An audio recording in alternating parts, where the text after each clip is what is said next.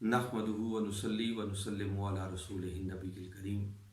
اما بعد فاعوذ باللہ من الشیطان الرجیم بسم اللہ الرحمن الرحیم قال اللہ تبارک و تعالی فی القرآن المجید وما خلقت الجن والانس الا لیعبدون صدق اللہ العظیم۔ معزز ناظرین و سامعین، السلام علیکم ورحمۃ اللہ وبرکاتہ۔ اللہ رب العزت کا لاکھ لاکھ شکر ہے کہ جس نے اپنی توفیق خاص اور حضور نبی اکرم صلی اللہ علیہ وآلہ وسلم کے نالین مبارک کے تصدق سے ہمیں مرکزی نظامت دعوت منہاج القرآن انٹرنیشنل کے زیر اہتمام آن لائن دروس عرفان القرآن کے آغاز کی توفیق بخشی۔ الحمدللہ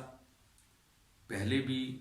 پاکستان کے کونے کونے میں نظامت دعوت کے زیر اہتمام دروس عرفان القرآن ہو رہے تھے، اور ہمارے اسکالرز نہ صرف پاکستان میں بلکہ بیرون ممالک بھی اپنی خدمات انجام دیتے رہے ہیں اور دے رہے ہیں، مگر اب بدلتے ہوئے حالات کے تناظر میں ضروری تھا کہ ان دروس عرفان القرآن کی نشستوں کو سوشل میڈیا پر بھی عام کیا جائے تاکہ زیادہ سے زیادہ ان نشستوں سے مستفید ہو کر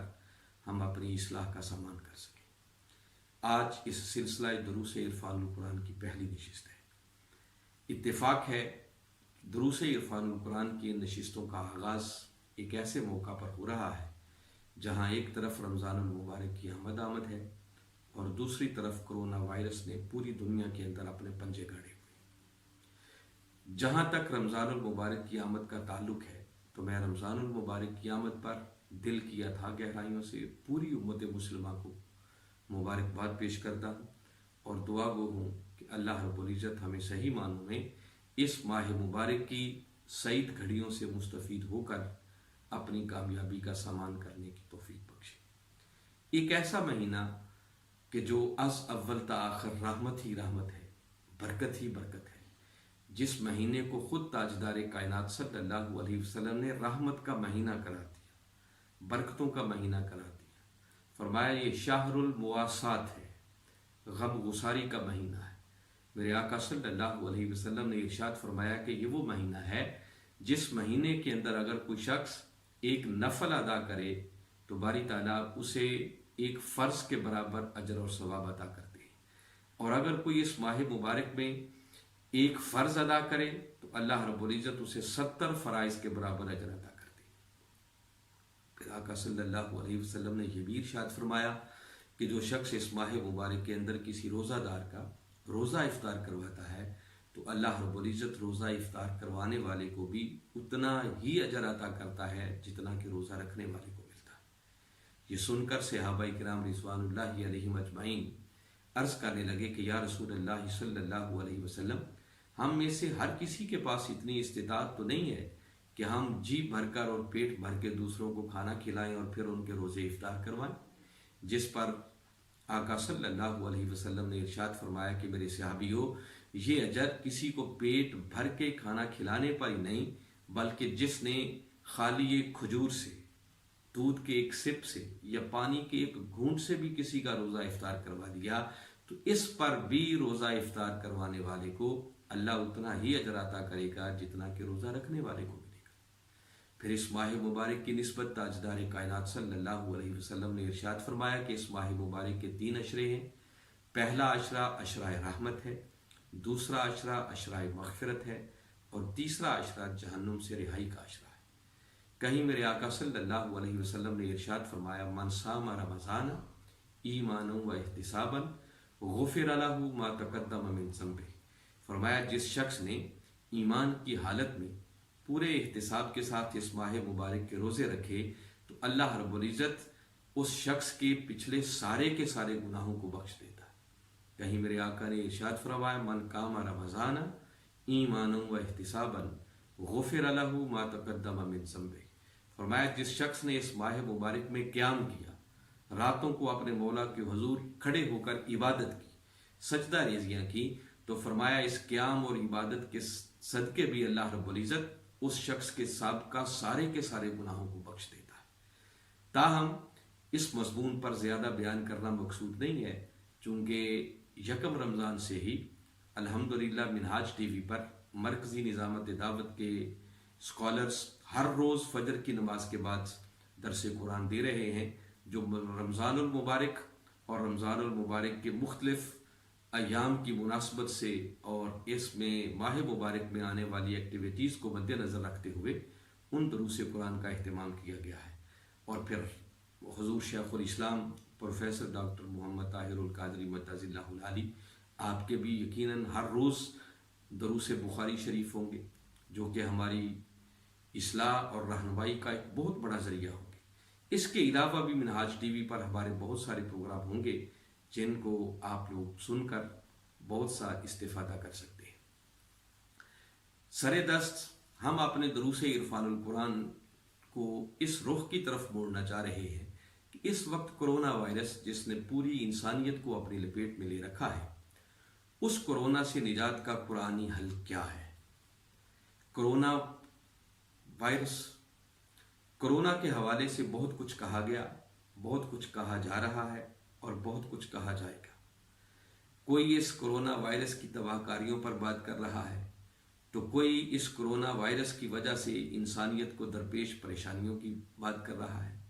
کوئی اس کرونا کو آزمائش قرار دے رہا ہے، تو کوئی اسے اللہ کا عذاب قرار دے رہا ہے۔ گویا مختلف اینگلز پر مختلف اسکالرز، مختلف لوگ اس پر گفتگو کر رہے ہیں۔ تاہم ایک طالب علم ہونے کے ناطے جہاں تک اس کرونا کی آزمائش یا عذاب ہونے کا تعلق ہے، تو میرا نقطہ نظر یہ ہے کہ شاید ہم اس پر کوئی دو ٹوک اور حتمی بات کہنے کی پوزیشن میں نہ ہوں کہ یہ آزمائش ہے یا عذاب، کیونکہ اللہ ہی بہتر جانتا ہے کہ اللہ نے کس چیز کو عذاب کے طور پر بھیجا ہے اور کس کو آزمائش کے طور پر بھیجا ہے۔ اللہ رب العزت نے قرآن پاک میں سورہ بقرہ کی آیت نمبر 216 میں ارشاد فرمایا، عَسَىٰ أَن تَكْرَهُوا شَيْئًا وَهُوَ خَيْرٌ لَكُمْ وَعَسَىٰ أَن تُحِبُّوا شَيْئًا وَهُوَ شَرٌّ لَكُمْ وَاللَّهُ يَعْلَمُ وَأَنتُمْ لَا تَعْلَمُونَ۔ فرمایا یہ ممکن ہے کہ تم کسی چیز کو اپنے لیے ناپسند کرو مگر وہ چیز تمہارے لیے خیر کی ہو، اور یہ بھی ممکن ہے کہ تم کسی چیز کو اپنے لیے پسند کرو وَهُوَ شَرٌّ لَكُمْ، مگر حقیقت میں تمہارے لیے اس میں کوئی خیر کا پہلو نہ ہو، بلکہ اس کے اندر تمہارے لیے برائی ہو، شر ہو، وہ تمہیں نقصان پہنچا سکتی ہے۔ فرمایا وَاللَّهُ يَعْلَمُ وَأَنْتُمْ لَا تَعْلَمُونَ، اللہ ہی خوب جانتا ہے جبکہ تم ہر چیز کا علم نہیں رکھتے ہو۔ تو یہ آیت کریمہ زبان حال سے پکار کر بتا رہی ہے کہ ہم کسی چیز کے ظاہر پر دیکھتے ہیں، ظاہر کو دیکھتے ہیں تو اس کو دیکھ کر سمجھتے ہیں کہ یہ چیز ہمارے لیے فائدہ مند ہے یا نقصان دہ، مگر حقیقت میں اللہ ہی جانتا ہے کہ اللہ رب العزت نے اس چیز کو انسانیت کے لیے کس مقصد کے لیے پیدا کیا ہے، اس کے اندر انسانیت کی خیر کے کتنے پہلو ہیں جو شاید ہماری نظروں سے اوجھل ہیں۔ ہو سکتا ہے میری اس بات سے بہت سارے لوگ اختلاف کریں، مگر اس بات سے انکار نہیں ہے کہ اس وقت کرونا نے پوری انسانیت کو پریشان کر رکھا ہے۔ کیا چھوٹے، کیا بڑے، کیا بچے، کیا بوڑھے، کیا مرد، کیا عورتیں، کیا طالب علم اور کیا اساتذہ، کیا مزدور طبقہ اور کیا بڑے بڑے مل اونرز اور بزنس مین، کیا حکومتیں اور کیا پھر یورپ میں رہنے والے اور کیا ایشیا میں رہنے والے،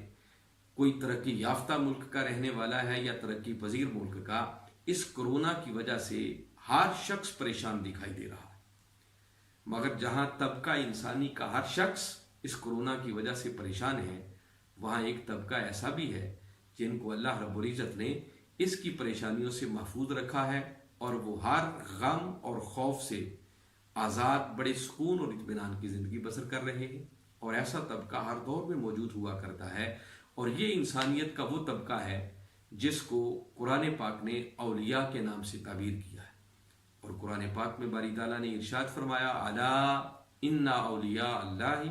لا خوف علیہم ولا هم یحزنون، فرمایا آگاہ ہو جاؤ کہ بے شک جن کو میں اپنی محبت کے لیے، دوستی کے لیے، ولایت کے لیے چن لیتا ہوں، تو یہ وہ خوش نصیب ہیں کہ جن کو پھر دنیا اور آخرت میں ہر خوف اور غم سے آزاد کر دیا جاتا ہے۔ نہ انہیں اپنی ذات کے حوالے سے کوئی خوف ہوتا ہے اور نہ جو ان سے منسلک ہو جاتے ہیں ان کے حوالے سے کسی غم کا کوئی اندیشہ ہوتا ہے۔ تو اللہ رب العزت گویا ان کو بڑے اطمینان کی زندگی عطا کرتے ہیں. اور ایسے معلوم نہیں ہزارہا لوگ ہوں گے جن کو اللہ رب العزت نے اپنی دوستی اور ولایت کے لیے چن رکھا ہے، اور وہ ان حالات میں بھی بڑی اطمینان اور سکون کی زندگی بسر کر رہے ہیں. اور میں جب وقت کے مجدد حضور شیخ الاسلام پروفیسر ڈاکٹر محمد طاہر القادری مدث اللہ العالی کی شخصیت کو دیکھتا ہوں تو میرا ایمان اور بھی پختہ ہو جاتا ہے کہ اللہ رب العزت نے حق فرمایا ہے کہ جہاں اس وقت ہر طرف پریشانی ہی پریشانی ہے، ورنہ وہاں حضور شیخ الاسلام پروفیسر ڈاکٹر محمد طاہر القادری مدث اللہ العالی ایک ایسی ہستی اور ایسی شخصیت ہیں کہ جو نہ صرف خود اطمینان اور سکون سے زندگی بسر کر رہے ہیں اور اپنے کام میں اسی طرح مگن ہیں جس طرح پہلے اپنی خدمات انجام دے رہے تھے، بلکہ ان خدمات کو انجام دینے کے ساتھ ساتھ اور زیادہ احسن طریقے سے انسانیت تک اپنا پیغام پہنچانے کے ساتھ ساتھ الحمدللہ وہ انسانیت کو یہ ہدایت اور یہ رہنمائی اور یہ گائیڈ لائن بھی فراہم کر رہے ہیں کہ اس مشکل وقت میں ہم نے کیسے زندگی کو اپنے لیے پرسکون بنانا ہے، ہم کس طرح اس خلوت کے وقت کو اپنی دنیا اور آخرت کی کامیابی کا سامان بنا سکتے ہیں. تو اس وقت حضور شیخ الاسلام کے بہت سارے لیکچرز سوشل میڈیا پر آ رہے ہیں، منہاج ٹی وی پر آ رہے ہیں. تو میری جملہ ناظرین اور سامعین سے گزارش ہوگی کہ حضور شیخ الاسلام کی ان خطابات کو اور ان لیکچرز کو سن کر ہمیں اس مشکل وقت کو کیسے اپنے لیے یوٹیلائز کرنا ہے، یہ سب کچھ سیکھنے کی کوشش کرنی چاہیے. حاضرین مکرم، کرونا وائرس کی وجہ سے کتنی پریشانیاں آئی ہیں. جیسے میں نے ذکر کیا کہ ہر طبقہ انسانیت سے پریشان نظر آ رہا ہے. بچے الگ پریشان ہیں، بوڑھے الگ پریشان ہیں، مرد الگ پریشان ہیں، عورتیں الگ پریشان ہیں، مزدور طبقہ الگ پریشان ہے، بڑے بڑے بزنس مین الگ پریشان ہیں. اور اتنی ہر طرف پریشانیاں ہی پریشانیاں نظر آ رہی ہیں کہ شاید ان جملہ پریشانیوں کو گفتگو کے احاطے میں لانا کسی صورت بھی ممکن نہ ہو. اگر ان ساری پریشانیوں کو جمع کیا جائے اور خلاصتاً ان کا ذکر کرنا چاہا جائے تو میں سمجھتا ہوں کہ کرونا کی وجہ سے سب سے بڑی دو پریشانیاں ہیں، ایک بھوک اور دوسرا خوف. بھوک نے اس وقت پوری انسانیت کو اپنی لپیٹ میں لے رکھا ہے. غریب طبقہ تو ویسے پس کر رہ گیا، وہ دو وقت کے لقموں کو بھی ترس رہے ہیں، جن کو 2 وقت کی روٹی بھی میسر نہیں ہے، 2 نوالے بھی میسر نہیں ہیں. ٹھیک ہے، حکومتیں اپنی سطح پر کوشش کر رہی ہیں ان تک سب کچھ پہنچانے کی، مگر انسان کہاں تک پہنچا سکتا ہے؟ ایسے بہت سارے غریب لوگ، آبادیوں سے دور رہنے والے، چھوٹی چھوٹی بستیوں میں اور جھگیوں میں رہنے والے، معلوم نہیں ہے ان تک کوئی پہنچ پا بھی رہا ہے یا نہیں پا رہا. یہ الگ بات ہے کہ حکومتی سطح پر بھی اور غیر حکومتی سطح پر بھی بہت ساری ویلفیئر کی تنظیمات ایسی خدمات انجام دے رہی ہیں، اور الحمدللہ منہاج ویلفیئر فاؤنڈیشن کے زیر اہتمام بھی کروڑوں اور اربوں روپے کی مالیت کے کھانے کے پیکٹس عوام تک پہنچانے کی خدمات انجام دی گئی ہیں اور دی جا رہی ہیں. اور انشاءاللہ رمضان المبارک کے مہینے میں مزید یہ ایکٹیویٹیز اپنے جوبن کی طرف آگے بڑھیں گی. یہ ایک بہت بڑا کار خیر ہے. اللہ ایسے تمام لوگوں کی خدمات کو اپنی بارگاہ میں شرف قبولیت بخشے. مگر حاضرین مکرم، یہ انسان کے بس کی بات ہی نہیں ہے کہ وہ سب کے کھانے کا اہتمام کر سکے. اور پھر جن لوگوں کے پاس وسائل ہیں بھی، جو بڑے مطمئن نظر آ رہے ہیں، اگر خدا نہ کرے یہ لاک ڈاؤن کی صورتحال اسی طرح مزید آگے بڑھی، کارخانے بند رہے، فیکٹریاں بند رہیں، فصلیں اسی طرح تباہ ہوتی رہیں، تو وہ اپنے وسائل سے کہاں سے اپنے لیے کھانے کا اہتمام کریں گے جب کھانے کی چیزیں میسر ہی نہیں ہوں گی. تو گویا بھوک اس وقت پوری انسانیت کو اپنی لپیٹ میں لیے ہوئے ہے. اور دوسرا خوف، انسان کو اپنے مستقبل کا خوف، اپنے بچوں کے فیوچر کا خوف، اپنے کاروبار کی تباہی کا خوف، اور خود کورونا کی وجہ سے موت کا خوف کہ معلوم نہیں ہے کب یہ بیماری آ لے اور انسان اپنی جان سے بھی ہاتھ دھو بیٹھے. تو گویا بھوک اور خوف، ان دونوں پریشانیوں کی شکل میں کرونا وائرس نے پوری انسانیت کو اپنی لپیٹ میں لے رکھا ہے. اور حاضرین مکرم، آپ کو یہ سن کر عجیب حیرت ہوگی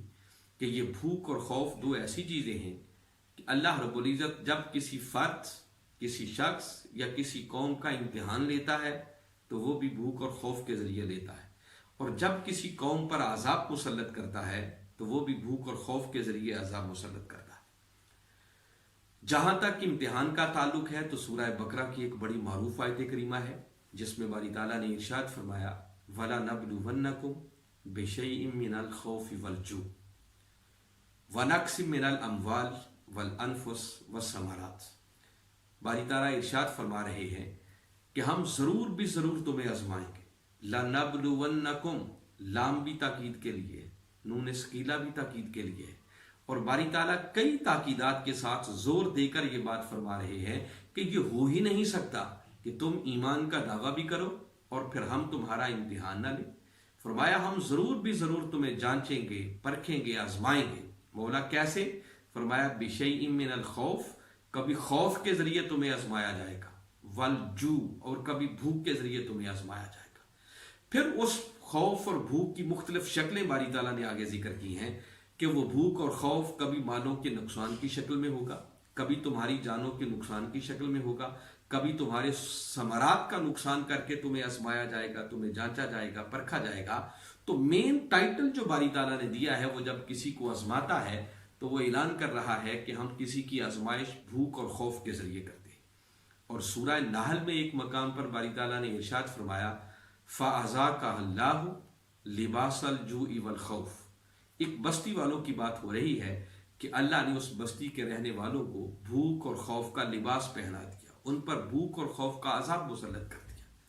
تو عجیب بات ہے کہ اللہ کسی قوم کا امتحان لے تو وہ بھی بھوک اور خوف کے ذریعے، کسی پر عذاب مسلط کرے تو وہ بھی بھوک اور خوف کے ذریعے۔ تو ذہن میں سوال ابھرتا ہے کہ کیسے پتہ چلے گا کہ کہاں بھوک اور خوف باعث عذاب ہے اور کہاں بھوک اور خوف باعث امتحان ہے؟ کہ اگر وہ بھوک اور خوف باعث امتحان ہے تو انسان صبر کا دامن تھامتے ہوئے اس مرحلے کو عبور کرنے کی کوشش کرے، کیونکہ جب کوئی پریشانی آزمائش کے طور پر آتی ہے تو اس سے کامیابی سے ہمکنار ہونے کا ایک ہی راستہ ہے جو قرآن نے سورہ بقرہ کی اسی آیت کریمہ میں فرمایا وَبَشِّرِ الصَّابِرِينَ الَّذِينَ إِذَا أَصَابَتْهُم مُّصِیبَةٌ قَالُوا إِنَّا لِلَّهِ وَإِنَّا إِلَیْهِ رَاجِعُونَ۔ اے میرے محبوب مکرم، ایسی آزمائشوں کے وقت پھر خوشخبری سنا دو ان صبر کرنے والوں کو جو ایسے حالات میں صبر کا دامن نہ چھوڑیں، اور جب بھی کوئی پریشانی آئے تو وہ ایک ہی بات کہیں کہ ہم سب اللہ ہی کی طرف سے ہیں اور اسی کی طرف ہم سب نے پلٹ کر جانا ہے۔ اور جب کوئی صبر کا دامن تھامے رکھتا ہے تو پھر انہی کے لیے باری تعالیٰ نے فرمایا کہ یہی وہ خوش نصیب ہیں جن پر اللہ کی رحمتوں کا نزول ہوتا ہے۔ تو حاضرین مکرم، گویا اگر امتحان ہو تو پھر صبر کا دامن تھامتے ہوئے اس امتحان کے مرحلے سے انسان کو گزرنے کی ضرورت ہے، اور اگر یہ عذاب ہو تو پھر انسان اس پر گڑ گڑائے، روئے، توبہ کرے، اپنے گناہوں کی معافی کا خواستگار ہو، تاکہ اللہ کی بارگاہ میں سجدہ ریز ہو کر وہ اس عذاب سے نجات حاصل کرنے کی کوشش کرے۔ تو سوال یہ پیدا ہوتا ہے کہ مولا کیسے پتہ چلے کہ کہاں بھوک اور خوف باعث امتحان ہے اور کہاں بھوک اور خوف باعث عذاب ہے؟ تو سورہ نحل کی اسی آیت کریمہ کو اگر پھر سے دیکھا جائے اور پوری آیت کریمہ کا مطالعہ کیا جائے تو یہ بات روز روشن کی طرح عیاں ہو جاتی ہے کہ کہاں بھوک اور خوف باعث امتحان ہوتا ہے اور کہاں بھوک اور خوف باعث عذاب ہوتا ہے۔ باری تعالیٰ نے سورہ نحل کی آیت نمبر 112 میں ارشاد فرمایا، ایک بستی والوں کا ذکر ہو رہا ہے، فرمایا ضرب اللہ مثلا قریۃ کانت آمنۃ مطمئنۃ یأتیہا رزقہا رغدا من کل مکان فکفرت بانعم اللہ فاذاقہا اللہ لباس الجوع والخوف بما کانوا یصنعون۔ باری تعالیٰ فرما رہے ہیں کہ ایک بستی والے تھے، کانت آمنۃ، وہ بڑے امن کی زندگی بسر کر رہے تھے، مطمئنۃ، بڑے اطمینان سے رہ رہے تھے، انہیں کوئی پریشانی نہیں تھی، یاتیہا رزقہا رغدا من کل مکان، رزق ہر طرف سے فراوانی کے ساتھ ان تک پہنچ رہا تھا، اللہ کی نعمتوں کی کوئی کمی نہ تھی، ہر طرف اللہ کی نعمتیں ہی نعمتیں تھیں۔ تو کیا ہوا؟ فکفرت بانعم اللہ، پس انہوں نے اللہ کی نعمتوں کا انکار کیا، پس کفران نعمت کرنا تھا کہ قرآن کہتا ہے فاذاقہا اللہ لباس الجوع والخوف، تو اللہ نے انہیں بھوک اور خوف کا لباس پہنا دیا، بھوک اور خوف کو ان پر عذاب بنا کر مسلط کر دیا۔ اور آگے یہ بھی بتا دیا وَبِمَا كَانُوا يَصْنَعُونَ، یہ جو بھوک اور خوف کا عذاب پر ان پر آیا یہ در حقیقت ان کے اپنے اعمال کا نتیجہ تھا، جو کچھ وہ کرتے تھے اس کے سبب اللہ رب العزت نے ان پر یہ عذاب مسلط کیا، اور وہ کفران نعمت تھا۔ گویا یہ آیت کریمہ بڑے واضح انداز میں اعلان کر رہی ہے کہ بھوک اور خوف جہاں بطور عذاب آتا ہے، سمجھ جائیں کہ وہاں اللہ کی نعمتوں کا انکار ہو رہا ہے۔ تو جہاں بھی کفران نعمت ہوگا، جہاں بھی اللہ کی نعمتوں کا انکار کیا جائے گا، تو باری تعالیٰ وہاں پر بھوک اور خوف کو عذاب بنا کر مسلط کر دیتے ہیں۔ ایسی ہی بات باری تعالیٰ نے ایک اور مقام پر بھی کی، فرمایا لَإِن شَكَرْتُمْ لَأَزِيدَنَّكُمْ وَلَئِن كَفَرْتُمْ إِنَّ عَذَابِي لَشَدِيدٌ۔ فرمایا یاد رکھو، اگر تم میری نعمتوں پر میرا شکر ادا کرو گے تو میں اپنی نعمتوں کے دروازے مزید تم پر کھول دوں گا۔ وَلَئِن كَفَرْتُمْ، اور اگر تم میری نعمتوں کا انکار کرو گے، میری نعمتوں کا کفر کرو گے، کفران نعمت کرو گے، تو فرمایا اِنَّ عَذَابِي لَشَدِيدٌ، تو یاد رکھو میرا عذاب بڑا شدید ہے جس کی گرفت سے تم بچ نہیں سکتے ہو۔ تو گویا قرآن پاک دو ٹوک لفظوں میں اعلان کر رہا ہے کہ جہاں کفران نعمت ہوگا وہاں بھوک اور خوف کو عذاب بنا کر انسانیت پر مسلط کر دیا جائے گا۔ مگر حاضرین مکرم، اگر غور کیا جائے تو اللہ نے اتنی کروڑہا نعمتیں انسانوں کو عطا کر رکھی ہیں کہ جن نعمتوں کا شمار کرنا بھی مشکل ہے۔ خود باری تعالیٰ نے اسی قرآن میں ارشاد فرمایا وَإِن تَعُدُّوا نِعْمَتَ اللَّهِ لَا تُحْصُوهَا، فرمایا اگر تم اللہ کی نعمتوں کو گننا چاہو، شمار کرنا چاہو، تو یاد رکھو تم شمار نہیں کر سکتے ہو۔ تو بھئی جب اللہ کی نعمتیں اس قدر ہیں کہ جن کو شمار کرنا بھی مشکل ہے، اور ایسی بھی اللہ کی نعمتیں ہیں کہ شاید انسان کو ان نعمتوں کا ادراک بھی نہیں ہے، انسان ان کا احساس بھی نہیں کر سکتا، تو جب کسی نعمت کا انسان کو ادراک بھی نہیں ہے تو پھر کما حق ہو ساری نعمتوں کا وہ شکر بھی ادا نہیں کر سکتا۔ تو ذہن میں سوال آتا ہے کہ باری تعالیٰ کیا تو ہر نعمت کے انکار پر تو بھوک اور خوف کا عذاب مسلط نہیں کرتا؟ تو اس نے جواب دیا کہ ہاں، نعمتیں تو میری بے شمار ہیں، مگر یاد رکھو کہ میں ہر نعمت کے انکار پر بھوک اور خوف کا عذاب مسلط نہیں کرتا۔ تو مولا پھر وہ ایسی کون سی نعمت ہے کہ جس نعمت کے انکار پر تو بھوک اور خوف کا عذاب مسلط کرتا ہے؟ تو دوستو وہ نعمت کیا ہے؟ اس نعمت کا تذکرہ انشاءاللہ ہم اگلی نشست میں کریں گے، تاکہ ہمیں پتہ چلے کہ وہ کون سی نعمت ہے کہ جس نعمت کے انکار پر باری تعالیٰ بھوک اور خوف کو عذاب بنا کر انسانوں پر مسلط کر دیتے ہیں۔ میں اللہ کی بارگاہ میں دعا گو ہوں کہ باری تعالیٰ صحیح معنوں میں ہمیں ان ساری باتوں کو سمجھ کر ان پر ایمان لاتے ہوئے اس کے مطابق عمل کرتے ہوئے اپنی دنیا اور آخرت کو سنوارنے کی توفیق عطا فرمائے۔ وما علینا الا البلاغ۔